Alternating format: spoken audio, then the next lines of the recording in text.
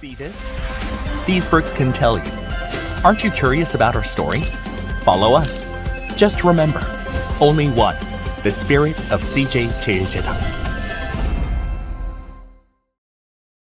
아무도 못한 거면 우리도 못할 가능성이 크다. 왜 지금까지 아무도 안 하고 있었겠냐. 처음에는 하고 싶지 않은 심정이었고 계속 시간만 흐르고 저는 아침마다 또 실망하고 멘탈적으로는 가장 좀 깨지는 날이었던 것 같습니다. 그 레퍼런스 자체가 없었고 저희가 참고할 만한 레퍼런스나 이런 것도 아예 없다 보니까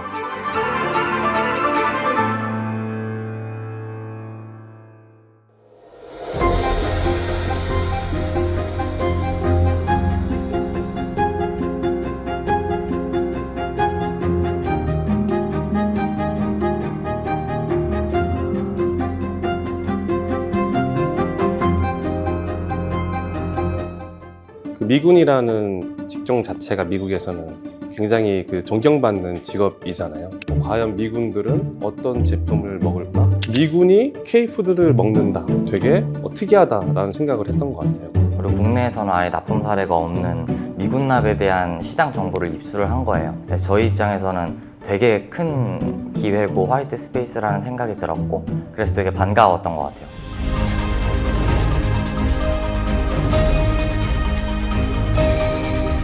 우리나라 미군 기지는 한 3만 명, 가족들까지 합치면 5만 명, 전 세계로 따지면 한 150만 명, 예비군 합치면 거의 200만 명 정도 되지만 전 세계에 있는 미군 기지 안에서 K푸드를 글로벌화한다 라는 거창한 목표를 세워두고 항상 머릿속으로 되게 많이 그렸었던 것 같아요.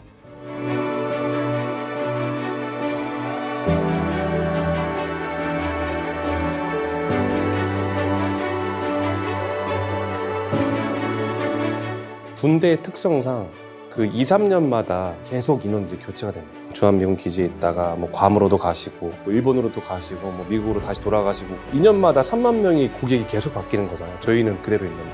비비고라는 브랜드를 전 세계에서 더 많은 사람들이 경험해서 경험률을 높이는 게 가장 중요하다고 생각하는데 굉장히 의미 있는 경로라고 생각했습니다. 처음에 시작할 때 진짜 뭐부터 해야 되지? 들어갈 수 있는 제품이 엄청 한정적일 것 같은데 그러면은 고기가 없는 제품부터 시작을 해볼까? 그때 처음으로 그런 미군 기지 내에서도 할인점도 있고 CVS도 있고 레스토랑도 있고 그래서 좀 다양한 경로가 있다는 걸 알게 됐고 그때부터 어떤 식으로 저희 제품을 팔지 노한선님이랑 많이 논의를 했던 것 같아요. 그래도 인지도가 높은 제품으로 하자고 시작했던 게 비건만두로 시작을 했고 현장에 가서 봤을 때 한국식 제품이 아니라 뭐 핫도그나 빵 같은 좀 미국인들에게 친숙한 메뉴가 많았기 때문에 낯선 메뉴인 한국식 만두가 잘 팔릴 수 있을까 하는 걱정은 조금 들었던 것 같아요. 잘 안 팔리면 어떡하죠? 진짜 관심이 없으면 어떡하죠? 저희가 평택기지에서 이 비건만두 입점했을 때 제가 차에서 그 MD원 분이랑 했던 얘기거든요.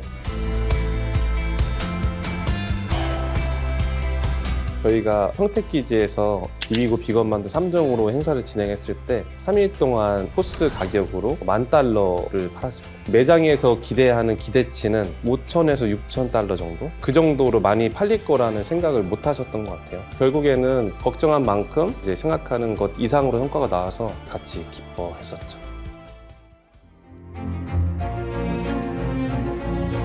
우리나라와 괌은 하나의 존으로 묶여 있어서 우리나라의 충분한 레퍼런스를 가지고 제안을 하면은 가능성이 가장 높다고 생각을 했거든요.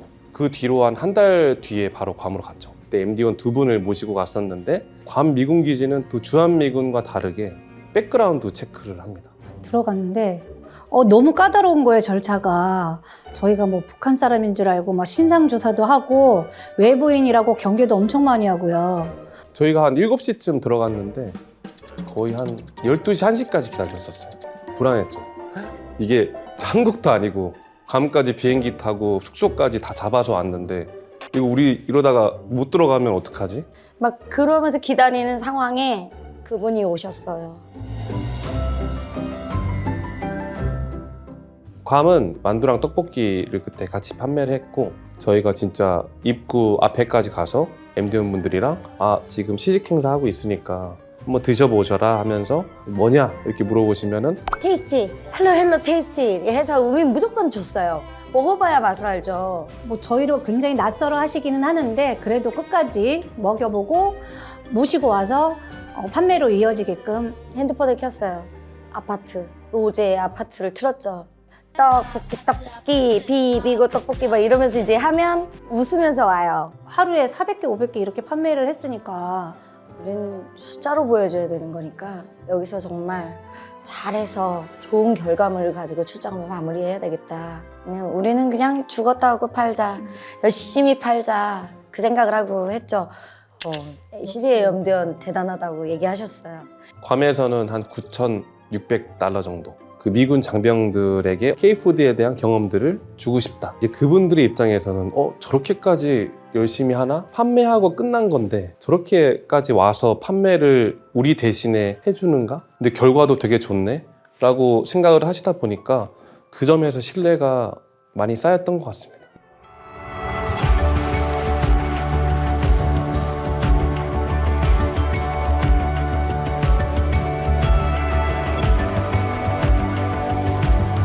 양념육이 수출 안 된다는 거는 모두가 알고 있는 사실이고 그게 돼? 라는 유관부서의 의구심이 되게 많았었고 다른 더 가능성 높은 과제에 집중하는 게 낫지 않아? 라는 식의 말이 되게 많았었어요. 미군의 우리나라가 생산한 육가공이 어떻게 들어가지라는 의구심을 다들 품고 계셨지만 미군들이 지금 현재 먹고 있는 고기가 있을 거 아니에요. 그럼 그걸 분명히 미군이 수입을 하거나 아니면 어떤 벤더사가 수입을 하고 있을 거라고 생각을 했거든요. 특히 미군 부대 사람들한테 제일 익숙한 제품이 필요하다고 생각을 했어요. 그래서 두툼 불고기라는 한식 플레이버의 제품 하나, 그리고 그들에게 제일 익숙한 양식향의 제품 하나 해서 두 가지로 전략 제품을 선정했습니다. 하루에 섭취해야 하는 영양분의 함량이 딱 맞아야 돼요. 그거를 모르고 들어갔어, 처음에. 동물성 단백질이 들어간 제품 같은 경우에는 1온스당 5g의 단백질이 포함되어야 한다. 대체 다른 단백질 성분을 넣음으로써 이런 좀 단백질 갭을 메워야 되는 상황이고 각 단계에서 모든 게 다 국내랑 기준이 달랐는데 좀 유관부서 분들이 각자 그 맡으시는 부분들에 대해서 되게 좀 적극적으로 해주셔가지고 미국 땅에서 어쨌든 우리나라 고기가 판매가 되고 있다는 것 자체가 완전 최초 사례라고 볼 수 있죠. 네. 미군 입장에 따지면 다른 나라 제품이기 때문에 미군들이 먹었을 때 이상이 생기면 안 되잖아요. 어떻게 보면 전지상하게 바로 투입돼야 되는 장병들인데 그렇기 때문에 미군 품질팀의 오딧 과정은 굉장히 까다롭습니다. 그 공장분들도 처음에 안 될 거라고 말씀하실 정도로 되게 깐깐하고 보통 일반적인 오디트 같은 경우에는 국내법 식품위생법에 근거해서 저희가 심사를 받게 되는데요. 이번에는 미국의 FDA랑 USDA 법에 근거해서 심사를 받기 때문에 저희로서는 좀 알 수 없는 영역의 심사여서 더 어려웠습니다. 가장 이슈라고 생각을 했던 게 저희 작업장 온도였는데요. 저희는 이제 축산물 라인이다 보니까 이제 국내법으로는 이제 15도 이하 관리를 진행을 하고 있고 미군에서 이제 요구하는 이제 해동실이나 보관육에 대한 작업장 온도 기준이 5도 이하로 유지를 해달라라는 말씀이 있으셨고 근데 이게 좀 에어컨 온도 내리듯이 내리는 게 아니라 면적이 큰 작업장의 전체 공조를 바꿔야 되는 거기 때문에 사실상 불가능하다고 판단해서 저희가 되게 우려를 많이 했었습니다. 사전 심사 날이 멘탈적으로는 가장 좀 깨지는 날이었던 것 같습니다. 지금까지 받았던 그 어떤 심사에서도 심사원분이 오셔서 시작하면서 너네는 떨어질 거야 라고 말을 하시는 케이스는 없었거든요. 이게 이때까지 붙은 적이 없다.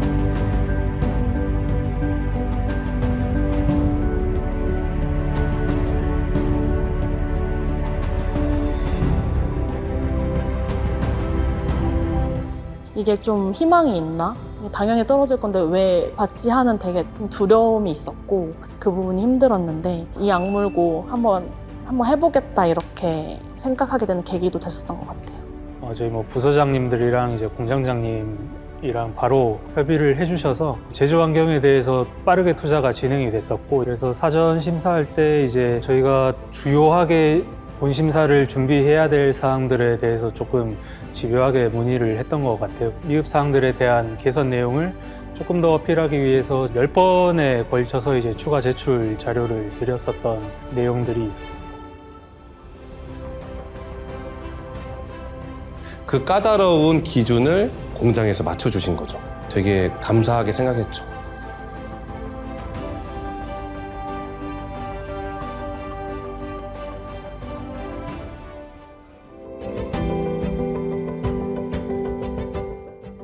사실 어떤 유관부서도 혼자 해낼 수 있는 부분은 없다고 생각해요. 각자 자신의 위치에서 주어진 일을 자발적으로 하면서 빠르게 해결해 나가고 또 토스 해 나가면서 마지막까지 완성시킨 부분이 그 3일 동안 최초로 많이 판매해야 된다는 저도 기대를 하고 갔지만 동료가 없었다면 해내지 못했을 거라는 생각을 많이 한 것 같고 원팀이었던 것 같아요. 원팀. 단 한 번도 이 오디트가 안 될 거다라고 생각을 하고 준비를 했던 적은 없는 것 같습니다. 그래서 다 잘 될 거라는 마음으로 이제 일단 한번 부딪혀 보시고 일단 도전하는 게 가장 중요할 거라고 생각합니다.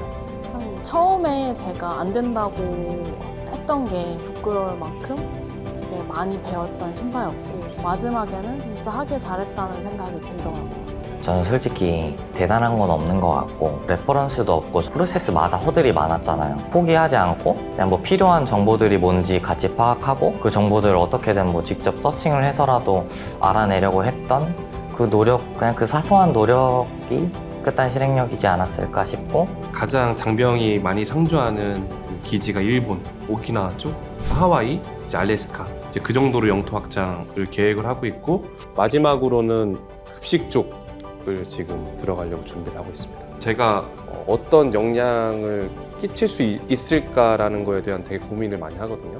회사에 어떤 영향을 끼칠 수 있고 나를 어떻게 발전시킬 수 있을까라는 제가 쌓는 레퍼런스가 다른 사업군에도 분명히 영향을 끼칠 수 있다고 생각이 됩니다.